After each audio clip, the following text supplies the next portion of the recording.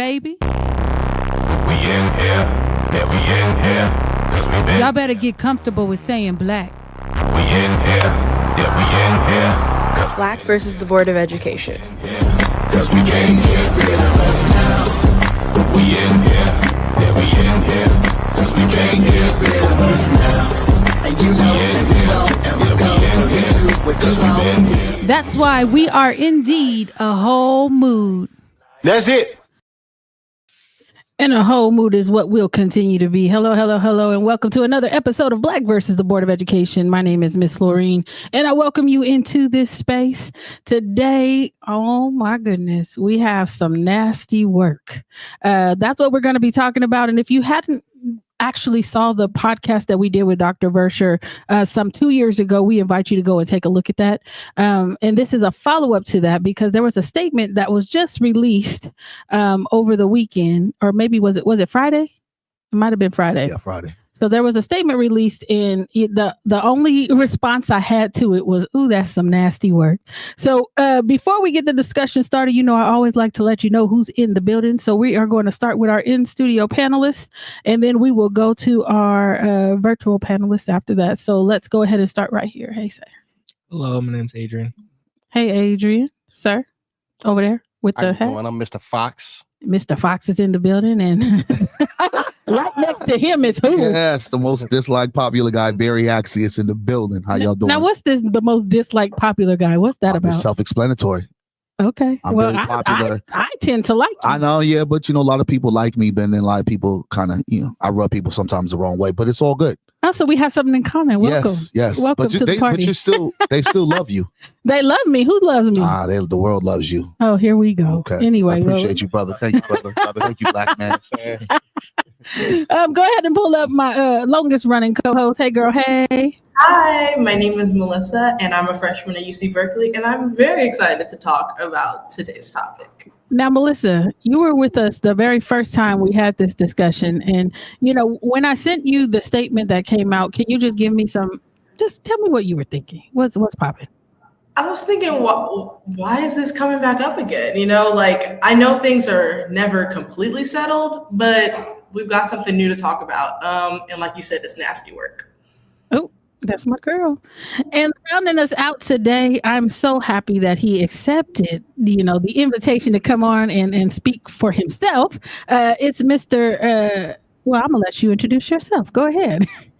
Hi, I'm attorney Mark T. Harris. I'm the DEIA monitor for Sacramento City Unified. And while things aren't over in life, things are over in litigation. This litigation is over. Okay. Well, I mean, and we're going to talk about that because, I mean, I think, and I'm just going to full disclosure, when I read the statement, I did text you personally, yes? Yep. And I told you, oh, I don't like this. And you asked me which part, and I told you all of it, yeah? Right. Okay. So just so we know. And then we had a very productive conversation. We did have a productive conversation, and I'm so glad that you're here. Of course, we're going to continue it here and dispel some of the myths and rumors and innuendo and hopefully get some clarification, some honesty, and some integrity. And I love it. And get things going. I just want to a full-on statement before we start this conversation. You know, because I know there's going to be some touchy moments. We are all, I should believe that our relationships are stronger than the disagreements. Absolutely. And that will be challenged and tested because just like my beloved sister, when I read some things, I had to shake my head a couple times, and we're gonna get into that for sure, because I too want to dispel some rumors, and I've seen some of the commentary, especially, and I want to say welcome to everybody except that parent that I saw in the comments whose child was instrumental in making Dr. Vesher's life a living hell. And if you don't know who it is, you can go on the Sac B article yourself and read some of the stupidity that was put out there, and we're going to put some of those to rest as well. But Barry, you know, since you popped it off, tell me, you said you read the statement. Yeah. So tell me some of the things that concerned you about what you were reading. What I was reading, first of all, what it reads out to me was a total blatant dismissal of anything that occurred, as if, you know, what we as a community was fighting for, exposing with Dr. Vesher, was something that actually never happened. And a simple fact that we have been in so many times and places where these things have been swept under the rug, and it felt like once again it was swept under the rug, and that the SCUSD once again cleaned their hands of any wrongdoings and almost kind of made it seem like as if Dr. Vesher was making things up, and we as a community was actually jumping to conclusions. And one of the things that I kind of was just threw me for a loop was the example of rush judgment from some members of our community. And hold on. Can I pause you? Okay, go ahead. So Attorney Harris, when it was referring to people making rush judgments, is there anybody in particular that was targeted to? Since it was my comment and statement, it was directed. It was directed at everyone who took the position that what she was alleging would be resolved through litigation, and it wasn't. She withdrew the litigation. I mean, the bottom line, when a person usually withdraws from a case, it's an admission that they, for whatever reason, don't feel comfortable moving forward, most of the time because they don't think they can win whatever it is the litigation is about. I deliberately, and I was very careful with my words, I'm looking at my statement right now. I deliberately did not want to give the impression that she was lying about what happened. I can't say that. No one in Sacramento or anybody who's been presented with this can say that. What can be said is she lied about certain credentials that she had that she didn't have. What can be said is that the lawsuit was withdrawn by her with no money going to her. Money went to her attorneys for the costs, not even the fees they charge, but the costs. These were LA attorneys. I know the firm well. They probably came up to Sacramento and they charged for the costs associated with the suit. The district paid those costs. Quite honestly, it was a call on their part. There was nothing obligating them to do that. But I mean, to Barry's point, I was very careful not to allege that what she said happened didn't happen. There's no proof that that is what occurred. There's no proof that it happened. There's no proof that it didn't happen. We're basically right back to where we started in terms of the allegations that she made relative to the behavior at West Campus. Okay. And so I'm gonna pause you right there because I was looking at the investigative report that the district released in 22, and it said that these incidents absolutely happened, especially I think it was alluding to what was written by her car. Right. And it also said that, yes, it happened, but we can't identify the suspect at this time. Is that correct? That's what the report said. Yes, that's not what the litigation was about. The litigation was about whether or not the district was somehow duplicitous in hiding the true source of what happened. That has been resolved by the withdrawal of the lawsuit. No one knows what actually happened and who was actually responsible. And even after the investigation, that still has not been resolved. And no one is saying she's lying about that. At least I'm saying that she's lying. At least I'm not. I'm sticking with my role in this and what my statement is, and I don't want anybody to misinterpret my statement for saying that Dr. Vesher lied about those events. She lied about having a master's degree she didn't have. Oh, she lied about some other things. I'm so glad that came up. Because she did some work around here, and we actually have her transcript. So if we can actually pull those up, because I want to make sure we're clear. She does have a master's degree. She may have, wait. She may have a master's. What she did, as I understand it, is she claimed to have a certain master's that she does not have.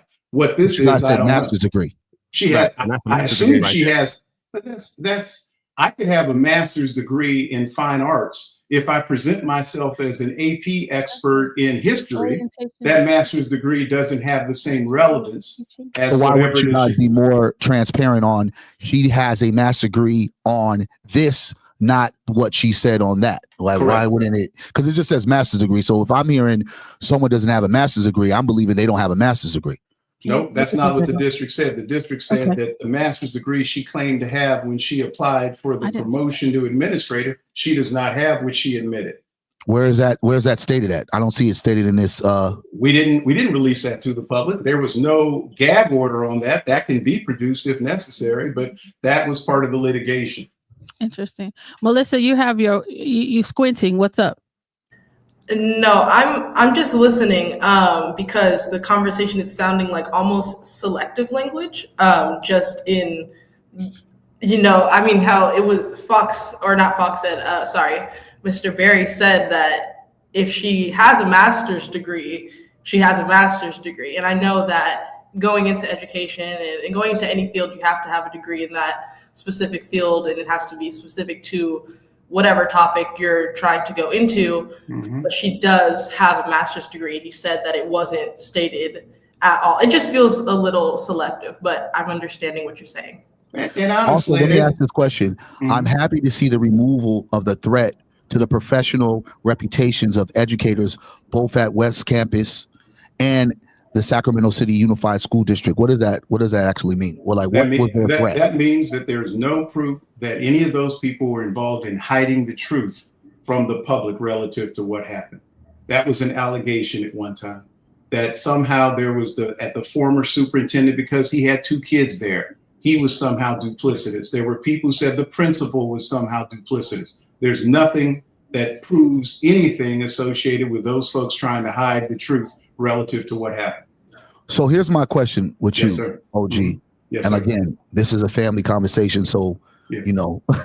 we're not going to keep it light, but things may not always I don't be know. what That's they how are. we always get down. Just making sure. Just want making sure. My thing is that Mhm. we all know the simple fact that Sacramento School Unified District has an issue with a lot of things, and one of them is race, right? Yes. Though we weren't able to implicate those individuals who Mhm. did this at the school campus, Mhm.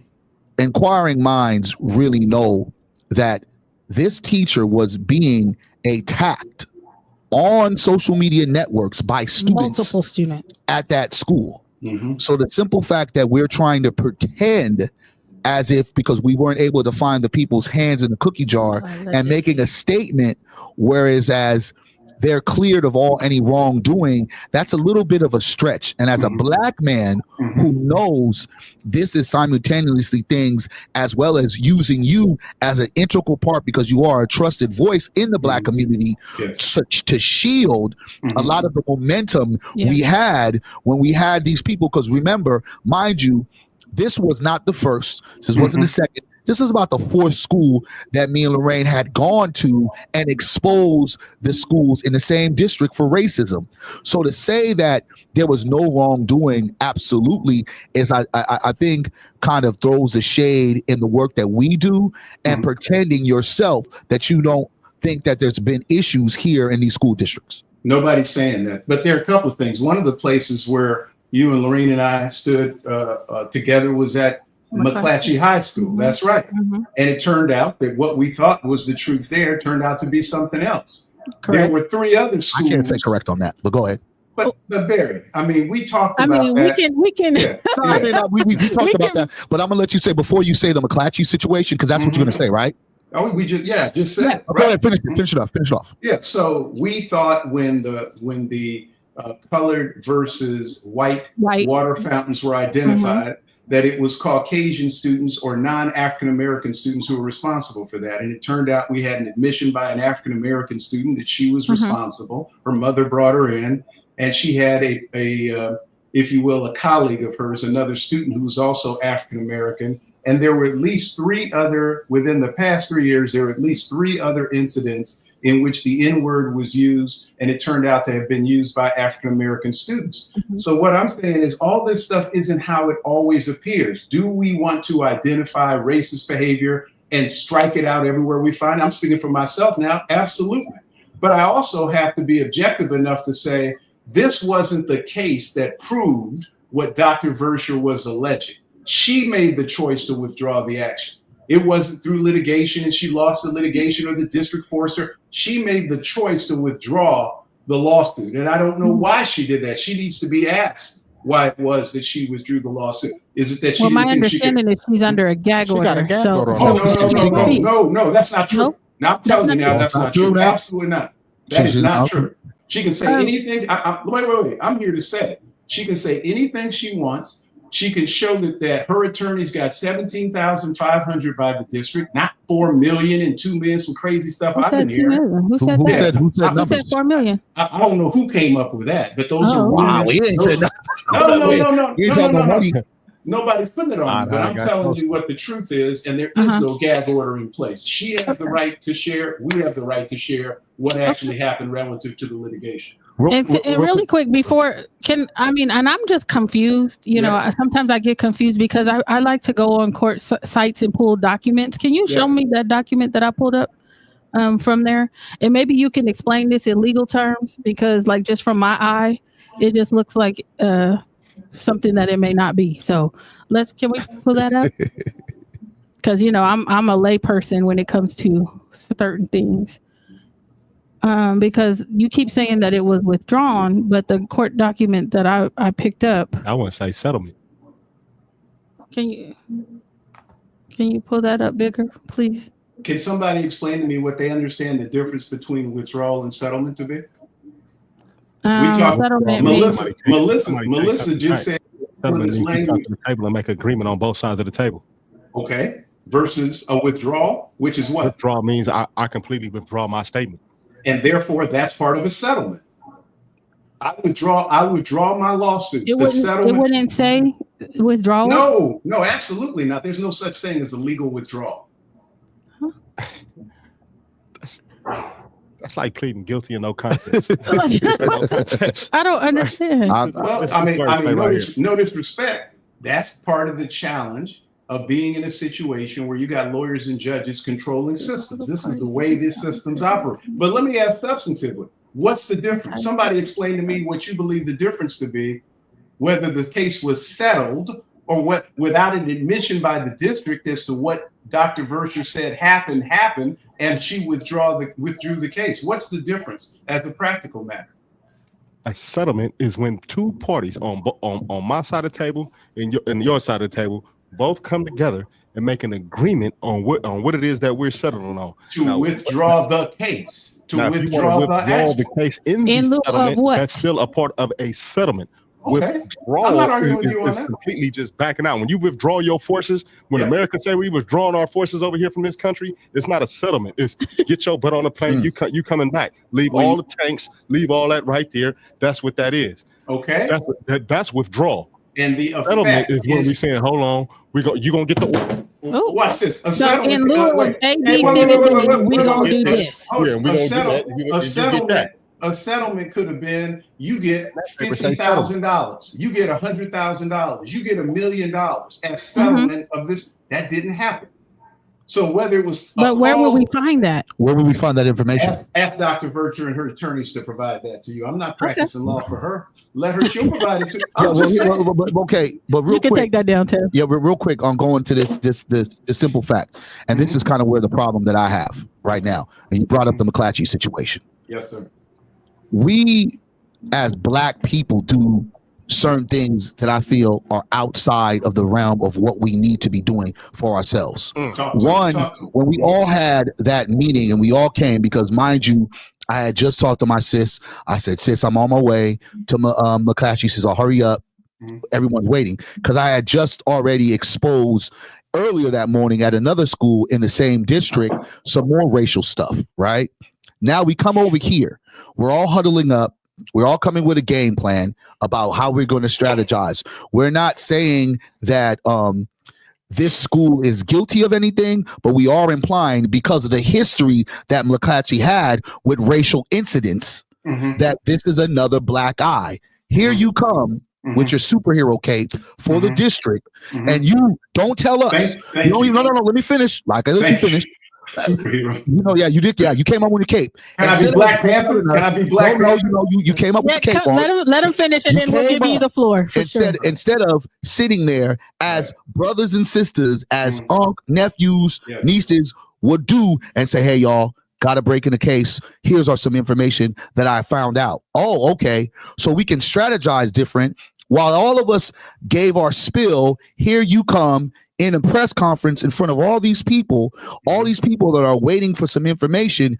They get told just the same time that we get told that you all of a sudden got the word that the person, whoever did it, quote unquote, walked into the office and said, my bad, I'm sorry, it was me, and I'm a black girl. Her Now, mama brother, said that. I don't understand how we operate, but that type of craziness and that type of jumping on board or off board to what we're supposed to do to set these people right. Let's say if there was a black girl or black boy that admitted to that, that does not let them off the hook for the numerous times that they have not wanted to comply when we've had complaints that was right in their face, and they just sat there and dusted it off and said, well, that's not really how our school operates, our district.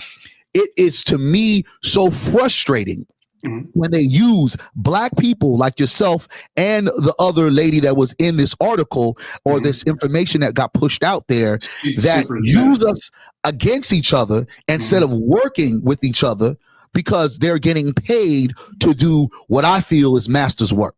Okay. Now, all right. Can I respond? Yeah, absolutely. Go ahead. Right. First of all, the truth is the light. And the bottom line, it's not the same thing if the young woman whose mother came in and said she confessed to me that this is what happened. I take the mother at her word. Maybe they were lying. Maybe the mother had some craziness associated with her daughter that none of us know about. What is it we're talking about? You've expressed to me, Barry, how disappointed, upset, and pissed off you've been at me about that, and we've talked about that, of course, in other venues. And I apologize, because I respect you as much as I do, and I have such high affection for you as I do. I apologize to you, black man to black man, if you feel that way about what happened. What actually happened, and that's number one. Number two, I appreciate you saying a well-respected member of the community. I hope I am. I've been here for almost 50 years, so I hope that I'm well-respected. But I'm saying this, when I stood up there that day, as I'm standing in front of you all now, electronically, I represent the district. I'm not confused about what role I'm in relative to these issues. I'm not a community leader when it comes to that. I'm not a person whose wife worked for Sacramento Unified, whose kids went to Sacramento Unified schools. I am an attorney representing the district. Let me be 1,000% clear. Here's what happened, and we never talked about it this specifically.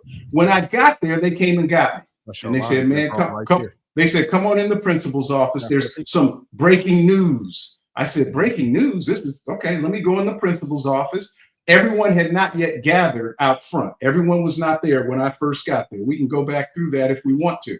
When I went into the principal's office, that's when I found out what happened relative to the mother who came in and gave the confession on behalf. It wasn't no long plot with a big long runway. I literally walked up and they said, "Man, you need to come in here and hear what actually happened." I tried to pull your coat, but it was unpullable at the time. No, you did not.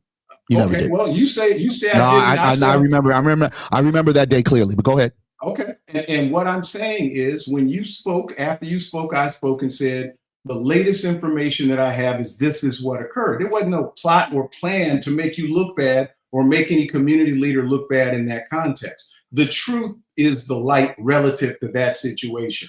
It's not the same if a black kid does it or a white kid does it. It's not the same if we don't know who did it or somehow the kid was browbeaten into. This seemed to be a situation where, for whatever reason, this young African-American student felt, and quite honestly, the more I got informed about what happened, the more I understood it.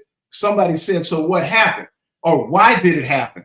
I was told that it was a situation where these kids were pulling, in quotes, a prank, wanted to get their views up, wanted to get their likes up, and they weren't doing it in the context of the N-word. And back in the day, pre-Brown versus Board of Education, the context was, if we had been in a situation where we were confronted with water fountains, we would have put it on the line. They wouldn't have been able to treat us that way. And I'm like, yeah, okay, talk to them black folks who got lynched and castrated and raped about whether y'all be big and bad like that. But I get it. So it's a whole different set of circumstances associated with that McClatchy situation. Yeah. And so if you're just joining us, we are Black versus the Board of Education. We are talking about some nasty work, what I interpreted as nasty work because of the statement that came out. Always nasty work. In my opinion, using the two voices of Black leaders in Sac City Unified School District, whether it be the superintendent or the DEI monitor, to speak against Dr. Vesher, who actually went through something so horrific. Her experience is valid, and I don't want you, hey Jazz, I don't want you to take my word for it. I actually want to talk. I want to use her words. Tevin, if you have that one clip where she's talking about how this has affected her personally, I don't want to get away from that. Okay. I don't want to get away from how this situation in real time affected somebody's real life. And then after we play this clip, I'll be back with some more commentary. Because I'm trying to be conscious of the fact that you guys are children. You know, you're students. And I'm grown, and I don't want to put my trauma, I don't want to put secondary trauma on you. But it took me to a place where my children were not going to have a mother. And so when we're talking about this, kind of happenstance, this is what happened, we have to remember that there is actually a human being in the crosshairs of this. And I remember being at McClatchy. I remember how pissed off you were that day at McClatchy because we did feel like nobody said anything to us. Yeah. At the same time, what I wanted to point out is it seemed like there was a whole bunch of energy to find out who did this particular one. And when they realized it was Black students, it was a whole quick response. But it wasn't that same energy given to some of these other situations that we've held press conferences about. Not the lady at Kit Carson saying the N-word, not the kid who put the graffiti up at that one elementary school in Rancho Cordova. Like there's this not this incident at McClatchy with the Asian test thing about the monkeys or some situation. I thought that was Burbank. It was Burbank. I mean, it's hard Burbank, to kind of something like that happened in McClatchy as well, though. I don't remember that, but I know the one that I know about is the one that happened in Burbank. Something at McClatchy happened as well. Okay. I mean, they've had their instances, especially with that special program. I don't know. It was run by the Hess. Yes, that whatever that is.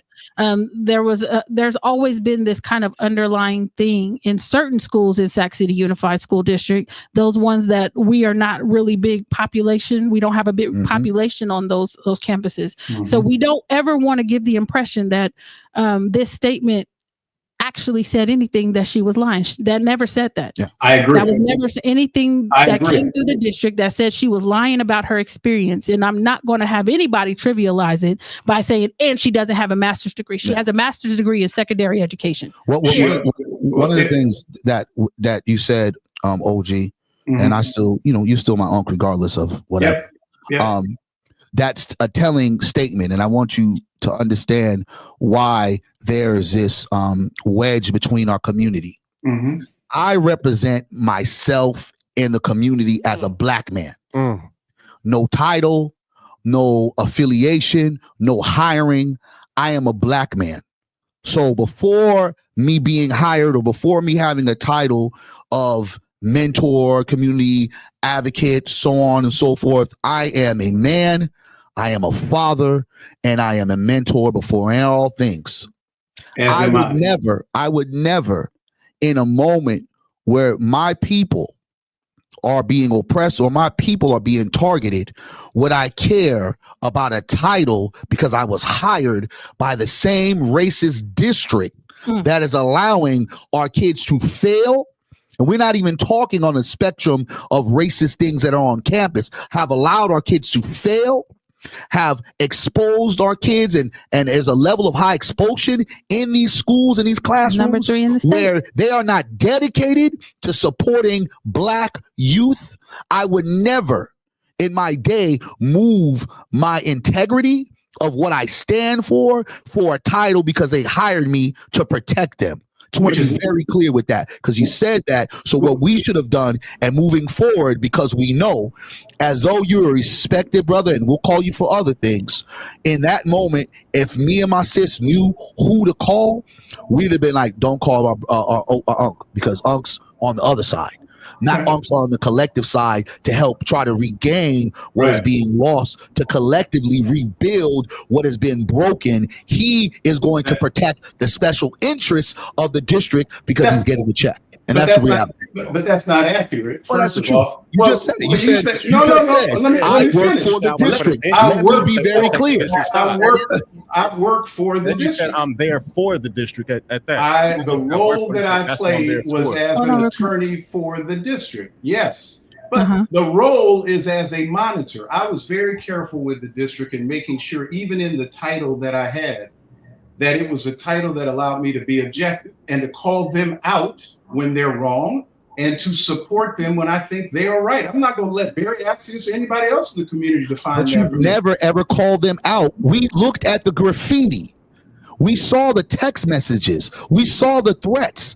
There was not one time in this moment at West Campus did you ever call the district out for anything that they did wrong.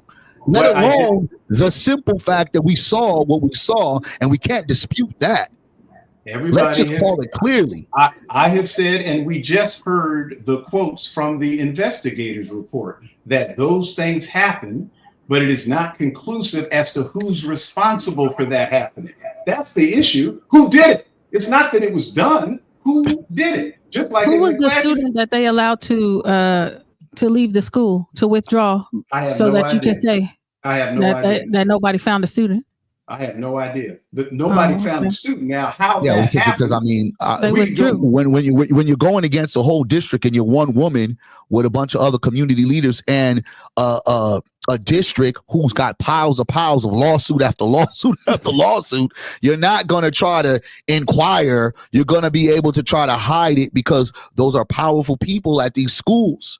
They don't want to put their pretty little Becky or Andrew out there to get manhandled by a bunch of activists and advocates and get railroaded as a racist. That's going to mess up their reputation, and it ain't going to look good on the transcripts. Yeah. Melissa, you want to jump in here? Yeah, I wanted to touch on what Barry was saying. Whatever space that you walk into, you're still black. And like he said, he's a black man. Whatever space you walk into, no matter what title you have, you're still black.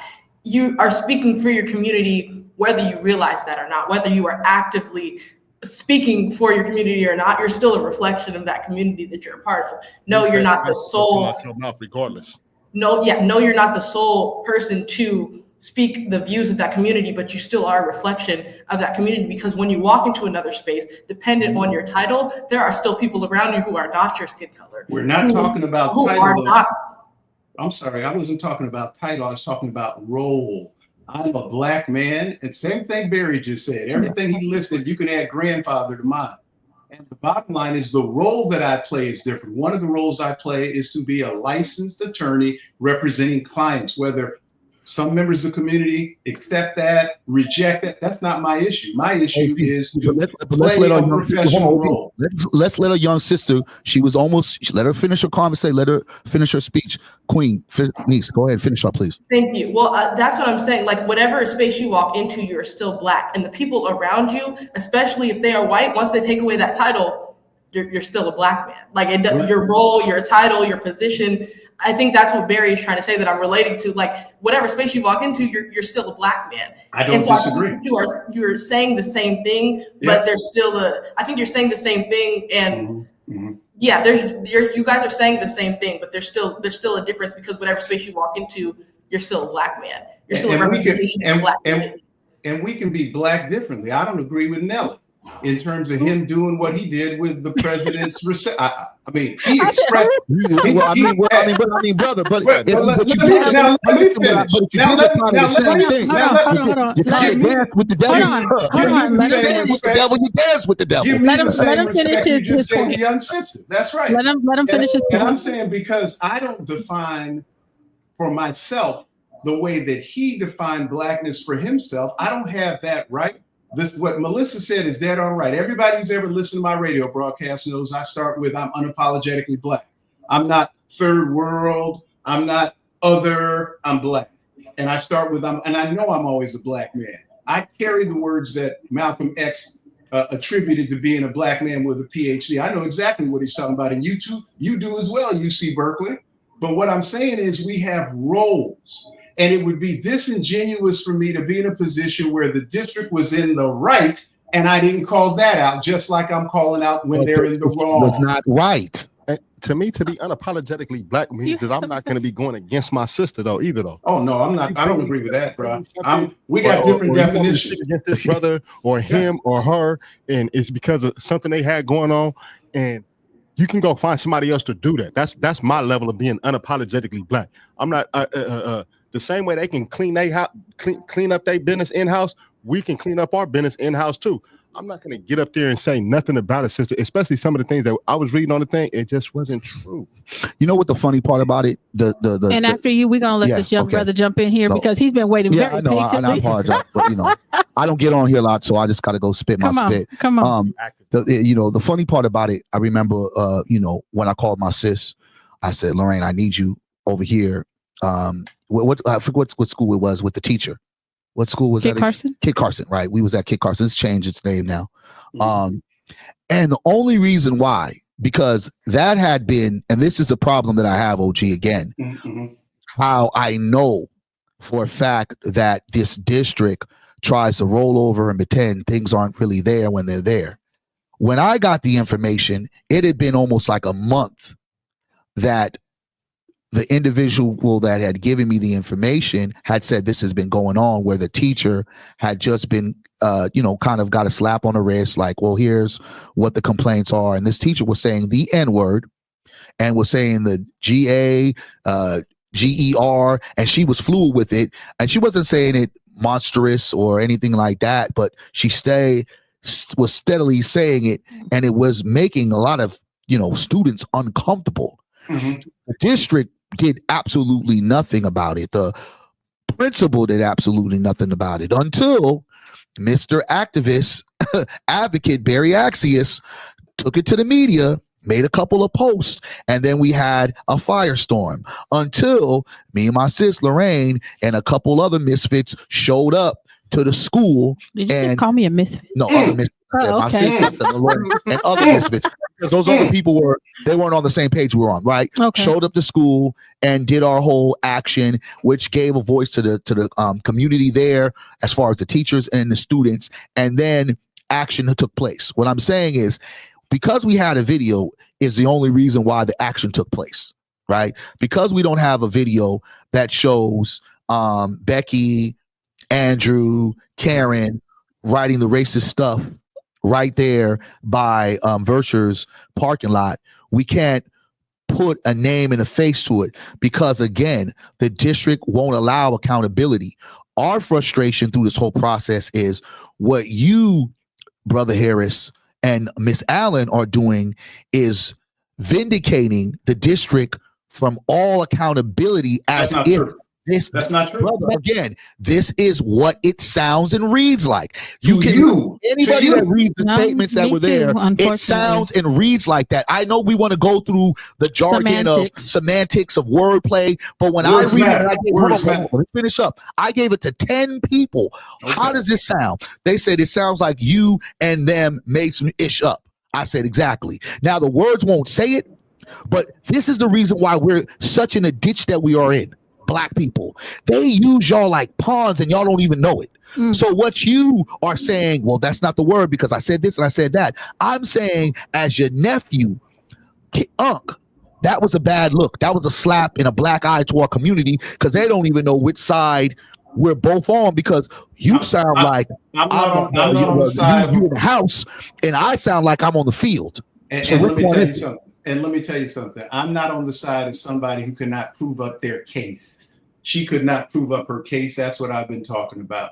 All the rest of what you're saying, Barry, notwithstanding, you handed it to 10 people and they had an interpretation. So I could go out and hand it to another 15 and they would have a different interpretation. That's not what this is. They would say she's lying.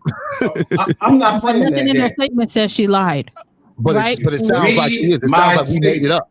And the fact that you mentioned this person. Well, go ahead, Fox. You go ahead and take the all I was saying was the difference would be the two different communities y'all would hand them papers to. Who would you hand those That's papers not to? true. That's not true. I've had black folks tell me, man, this Vesher thing, I thought it was going to be resolved. It hasn't been resolved. The case now has been, call it settled, withdrawn, whatever term you want to use. We're no closer to the truth now than we were 3 I years didn't make ago. up the term. That's what's on the paper. So We're basically, her we're being not any bullied by closer now than 3 hold on a years ago. second. So her being bullied by students never happened. I didn't say that. Her lawsuit, which was supposed to prove that the district was aware and was somehow, And they were. in other words, the district was somehow supporting that, is not going to be resolved in her favor. I can say that. She can file it again, and we're going to wind up right back in the same situation we're in now. And so what I also want to say is, if you haven't looked at the very first podcast we did with her, you can listen to her detail her experience in her own words. And just part of that statement talked about how she was going to help get podcasts removed. I know that our episode was one of the things that was requested to be removed. And I just want to show everybody this letter that we sent over to her and her legal team when they asked us to remove it. And we emphatically said no. Why did her legal team? Why did her legal team ask you to remove your podcast? I don't understand that. That's what I want to know too. But I just want to make sure that we got a call, and it also said it in that statement that she was going to help remove certain podcasts. My understanding is that our podcast, the episode we did with her, was one of those things that they wanted removed. And I just want to put this letter up here. Although we said no, we did give them a chance to tell us what in the podcast was inaccurate. And I want you to go watch it too. And then you come back and tell me what was inaccurate about that podcast, so that we can submit any corrections that you see fit. Adrian, I know you've been waiting. No, if I may, I'm going to respectfully decline that and leave that to her attorneys. They represent her. I don't. Okay. So I'll respectfully leave it to them to explain why it is they asked you to remove that. I don't understand that, but I'm sure that they do, and they should be put in a position where they explain that to you and your podcast followers. Yes, sir. Adrian. Yeah, I just had a question, two questions of kind of what you were saying earlier. I kind of want to know how you define blackness, since you said, we all define it differently. So I wanted to see the differences in blackness to you versus me. I respectfully decline. I'm not going to get into a debate on blackness in this context. It's not a debate. It's your opinion.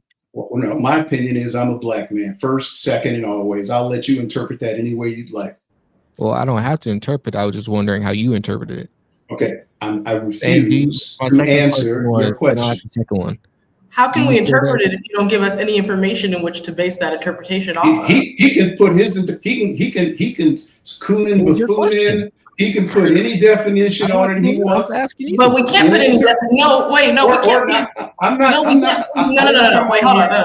Wait, no. I got wait. He asked a question. You just asked me a question. I'm responding. You're not answering my question. I decline to do that. Next. Oh my gosh. But we can't put any interpretation or definition on it because you disagreed with Barry's definition of blackness. You said you defined it differently. So you're just not going to provide us with a definition of That's blackness. correct. Yes, ma'am. Okay, and then my second question is, do you feel that your role as a district attorney takes precedent over your role as a black man? No. And you're not the district's attorney, you're the DEIA monitor, correct? Yes. I just want to be clear. That's correct. I don't want to ascribe any definition to anybody. Here's one of the things, nephew, that we're learning, and niece as well, and anybody that's on this pod, we're learning. And this is the coldest part and the reality of why so much of these districts, these powerhouses go into. Again, as I made a statement, there is nothing they could have said about the video that I showed that was leaked to me. It was their professional teacher with credentials using a racist, a hateful word. You can't deny that. Mm-hmm. Because so much of the law, the letter of the law, is not what you know, is what you can prove. This is where it all becomes gloomy, right? As a lawyer, my uncle, he can sit there and say, well, even though I feel there could be something wrong, can you prove that there was something done wrong? We can't necessarily prove it, right? we can throw out all the ideas of what we saw with the racial things, but can we have a person that was the one that wrote it up on where Dr. Vesher was parking at? We can't do that. So what happens is that's why they love to play this legal game, right? They allow us to go out there, do our actions, push an agenda, and when it starts going into the legal states, they play this game because they really know unless we have some hardcore proof or evidence, they will be vindicated, because it's not about what it's about what you can prove. So that's the whole legal thing that we all have to realize. But again, did they prove she was lying? Because nothing in the statement said that she was lying. Yeah, but I know that's it. But I feel like in the attitude that I think that we have is that so much of us believe that our blackness would overcome all things, because we know this is a racist, and first of all, this is a racist country, but this is also a racist district, that if it didn't happen today, it's going to happen tomorrow. If it don't happen tomorrow, it's going to happen to one of your family members or someone else. That it becomes unfortunate that leadership and those who get hired to be the hired guns, and it happens on every level. That's why a lot of the folks who are feeling the pain after Biden walked out and left and Trump's got in, niggles are uncomfortable, not because it's Trump, it's because they're no longer in the position of power that they can kind of point at other niggles and say, well, I'm higher in a totem pole. You now right back on the floor. You know what I'm saying? The simple fact that all of us aren't on the same floor, it is this, I'm telling you, it's the field versus the house. And we on the field. You know what I'm saying? We on the field. We not in the house. So that's just something that, unfortunately, these are one of those other moments, because for my uncle to try to sit here and pretend that this West Camp is that principal, this district, and some of the reason why the superintendent is out of here is because of incidents like this and numerous accounts of incidents that kept on falling. And I would like to say that I helped push that wave because he kept on getting dragged with incident after incident. It's not a coincidence he's no longer the superintendent.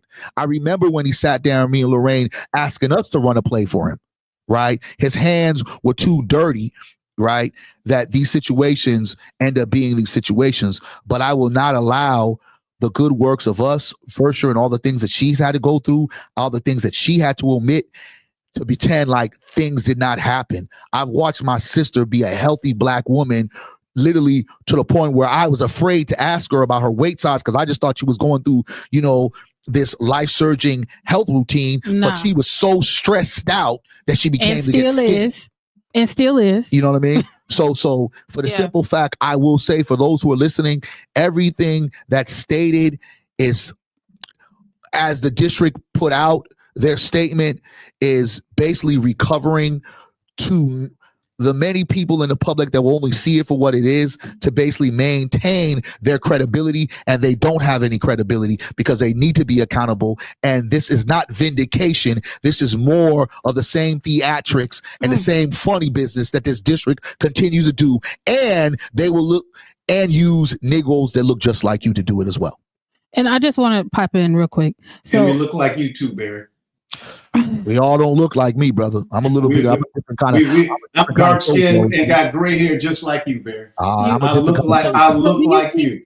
So, do you think it's a generational divide on these type of topics? Let me, if I may, on that. So Barry talked about the N word with the hard ER or the AH at the end, and we all know what the distinction is. Anybody within your podcast reach can go to the Sacramento Bee and see where I came out hard in terms of getting rid of the use of the N-word, period. And here's what I heard. I don't subscribe. I'm a different type of Black. I understand. I understand. I think because every single time he mentioned several examples in which somebody used the N-word in a manner that offended somebody else, I am absolutely supportive of saying we don't need to be in a position where that is a confusion in the minds of the folks who are trying to implement and who are trying to deal. And so the bottom line is this whole issue and argument and debate over that issue, I look for everybody who was within the sound of my voice to support the effort to eradicate that word from the district, period. I mean, I'm Can't eradicate. I'm not one of those type of black people that think you can have to do away with the word. I know where to use it and where not to use it. Me and my family, when I talk about my brothers, Negroes, I am. I embrace that. I embrace that position. But I don't think that it should be used in mixed company because everybody ain't part of the community, right? And so that notwithstanding, but I did want to get back specifically to Dr. Vesher, and you were talking about the health implications that she's had since this. You know, she suffered seizures. Mm-hmm. She was basically left unprotected. Yeah.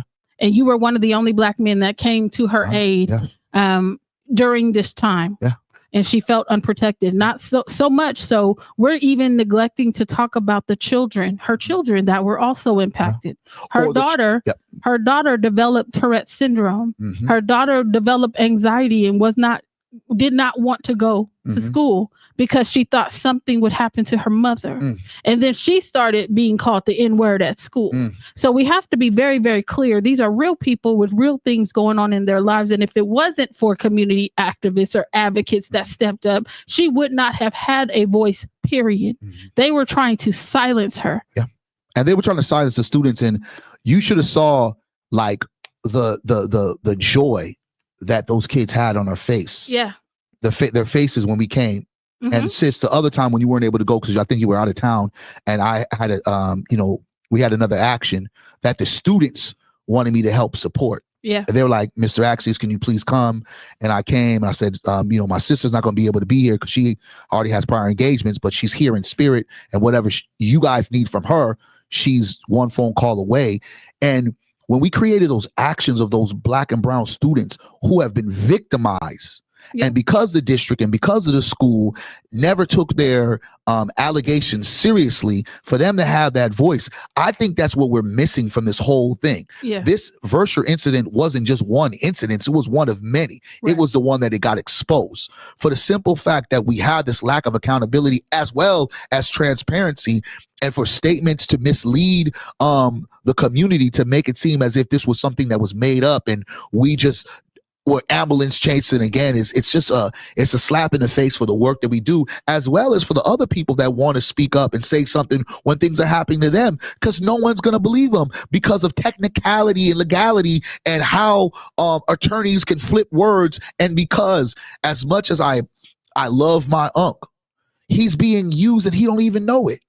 But because we get paid to roll in positions, so many of our brothers and sisters, reasons why we are in this fight against each other is because there's a position paid opposition, and then there's the opposition that's not getting paid, that's ready to tear the whole thing down so we can all rebuild it. But as long as you have individuals that are paid to say what they have to say to protect the interests of whoever is writing the paycheck, we're going to continue to go deal with these kind of situations. Yeah. And that's why we're in this kind of unfortunate moment where the people that are paying the highest penalty out of all this is Vesher and those kids kids that no longer got a principal that looked like them or vice principal that looked like them that had their back. That's the situation that really frustrates me overall. And if you listen to the first podcast that we did with her, she talked about how she was taken off as advisor for BSU after bringing numerous incidents to the principal's attention. She's also said that BSU was referred to as bullshit unlimited by the registrar at that school. She also talked about, and I don't want to make this a black and white issue because anti-blackness is rampant amongst other cultures too. This was not a black and white issue. There were not only white students coming after her. It was students of other backgrounds. 100%. And so we have to mention that because we always like to talk in terms of black and white, but there are other cultures who can exhibit anti-blackness, and black people can exhibit anti-blackness too. But as soon as they get deported, they want us to jump in arms. Well, there has to be conversation. I'm just saying we have to have real conversations about where are we going to come to terms with this anti-blackness, because this anti-blackness is to all other races, genders, and it just seems like we're limited in how much we can pull from each other. Yeah. And and I just have to say this, because although we disagree on this particular issue, Attorney Harris and I are really cool. We do some work in other places. I love and I'm excited for the fact that he even came here to just sit in the fire with us and have this conversation, because these conversations aren't always comfortable. But I think that we do ourselves a disservice when we just don't open ourselves up to hear from our community. And I don't know if you're taking a look at the comments, but they are there for you to take on. So I want to throw it back to you, because this is not in my opinion, this is not a bash you. As far as I'm concerned, this district has had problems for many, many years.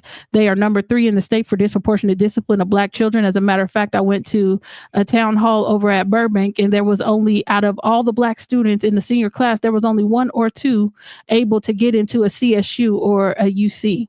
And I think that this district has bigger problems, not just the fact that their anti-Blackness is running rampant, but we haven't had a come to Jesus meeting, because there seems to be this thing where nobody wants to admit that there's a problem. I am excited to see that the school board now reflects the population in the district, where you have other nationalities now occupying space. But how is that going to translate? This district has problems, and I'm really disappointed in the fact that they used the 2 Black voices that they had access to perpetuate more harm, in my opinion.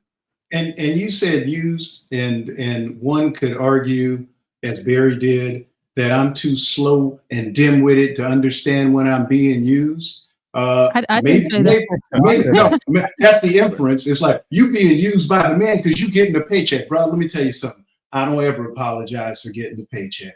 One thing I'm not is going to give money back to folks who are paying me to represent them once I have decided to represent them. I might not take some clients, but when I take those clients, I am going to accept the check and cash the check. I am not ashamed to admit that.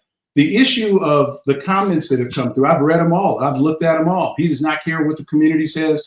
I challenge Tawana Sutton to match my record here in Sacramento over the past 50 years. You put yours on the table, I'll put mine on the table. To the question of what kind of Black man am I, there is a whole website that has my stuff on it. You go ahead and take a look at that. And then I'll come back and I'll define what Blackness means once you've had a chance to do some research and some homework. Asking an open-ended question. I know it by heart.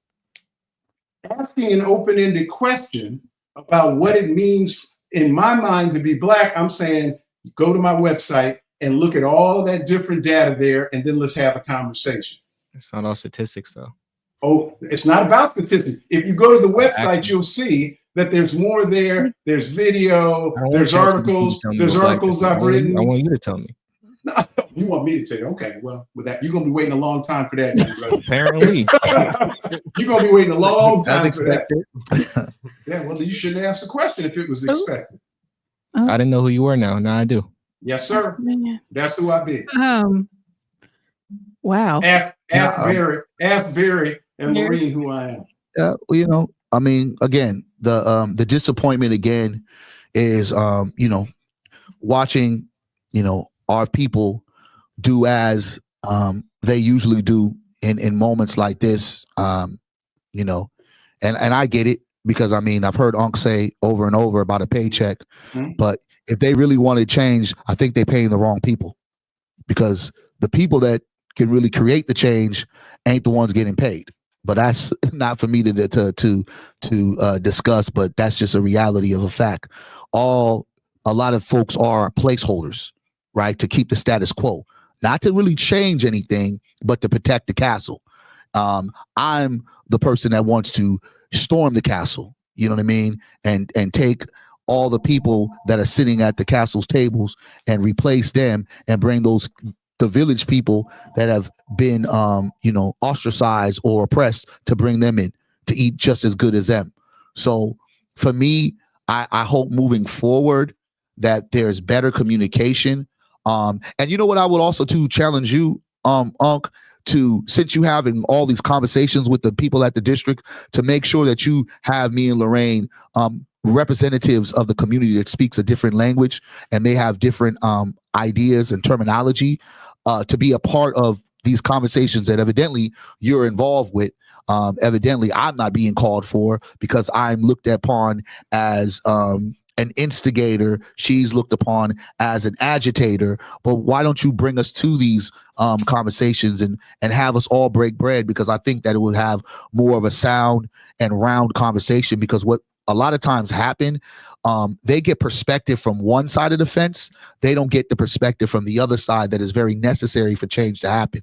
And I don't think they're necessarily getting the type of change that's necessary because they're hearing one voice. And we as Black folks are not a monolith. So as you represent one side of Black, you don't represent all side of Black. And I would challenge you to, if other incidents occurs like this, that bring other people in the table so we can have a real roundabout. No. And so, as we get ready to wrap up this episode, Melissa, you have 30 seconds. What you got? Just to close, I think that when you fail to provide context, you cannot be upset or combative when people come to their own conclusions. That's it. I like that. All right. Adrian? I don't really have anything to say. All right. Barry? Hey, you disappointed over there, my G, huh? Go speak your speak, man. No, when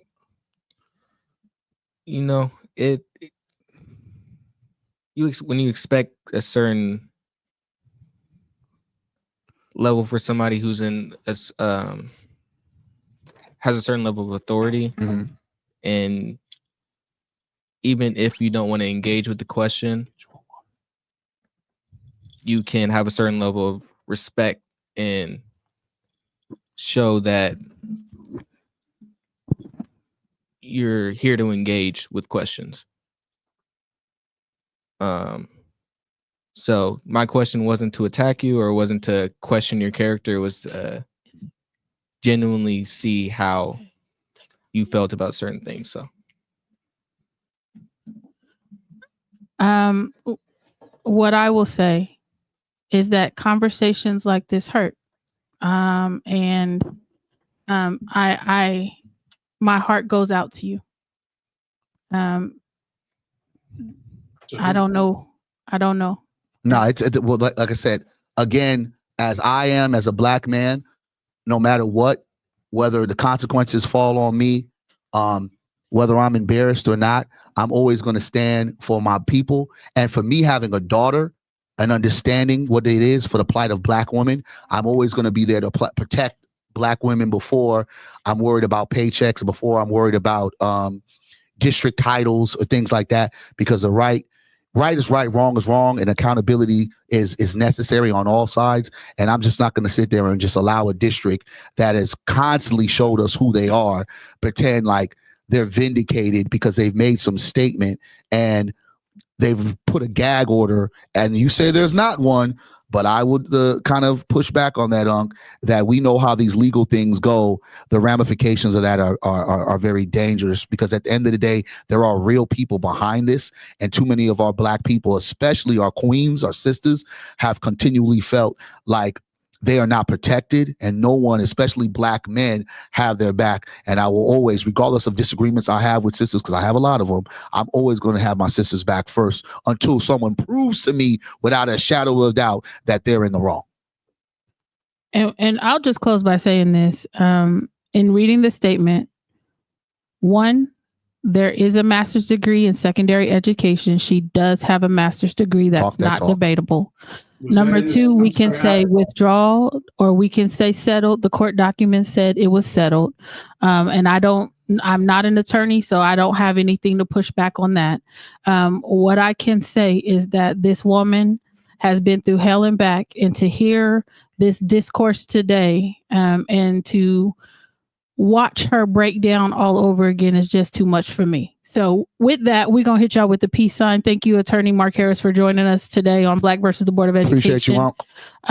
We will see y'all next week for some more discussion. Y'all take care.